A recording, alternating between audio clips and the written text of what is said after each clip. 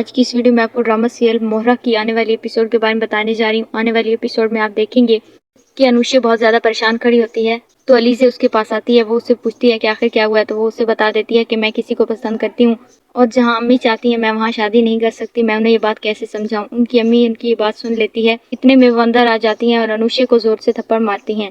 پھر علیزہ اپنی امی کے پاس جاتی ہے۔ وہ ان سے کہتی ہے کہ امی آپ جانتی تو ہیں انوشا ایسی نہیں ہے، وہ کہہ تو رہی ہے کہ وہ اس لڑکے سے بات کرے گی، تو اس کی امی صاف صاف انکار کر دیتی ہیں۔ وہ کہتی ہیں کہ محبت کا ابال باسی کڑی کی طرح ہوتا ہے، جتنے جلدی اٹھتا ہے اتنے جلدی بیٹھ بھی جاتا ہے۔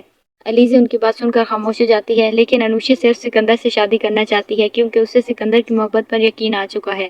وہ اسے کسی بھی حال میں چھوڑنا نہیں چاہتی۔ پھر علیزہ کی ملاقات حمزہ سے ہو جاتی ہے تو حمزہ سے اس کی دوست پوچھتی ہے کہ تم پہلے سے جانتے ہو کیا اسے؟ تو وہ کہتا ہے نہیں میں تو نہیں جانتا۔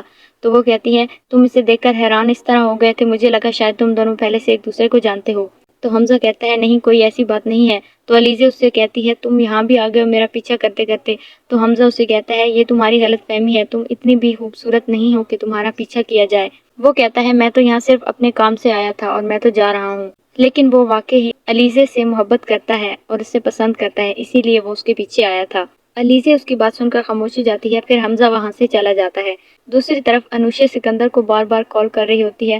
وہ اسے پوچھتی ہے کہ آخر تم ہی بتا دو میں کروں تو کیا کروں۔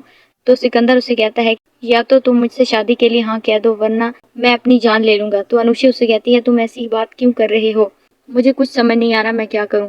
وہ اسے کہتا ہے کہ اگر تم مجھ سے شادی نہیں کرتی تو میں اپنی جان لے لوں گا، تم میرا مرا ہوا منہ دیکھو گی۔ تو انوشا بہت زیادہ پریشان ہوتی ہے، وہ اسے کالز کرتی ہے لیکن وہ اس کی کوئی کال نہیں اٹھاتا۔ پھر وہ اس کے گھر جاتی ہے۔ جیسے ہی وہ سکندر کے کمرے میں پہنچ جاتی ہے تو وہ وہیں پر بے ہوش پڑا ہوتا ہے۔ انوشا یہ دیکھ کر بہت زیادہ پریشان ہو جاتی ہے اور وہ رو رہی ہوتی ہے اور کسی کو مدد کے لیے پکار رہی ہوتی ہے۔ آنے والی ایپیسوڈ کے بارے میں جاننے کے لیے دیکھتے رہیے ہمارا چینل۔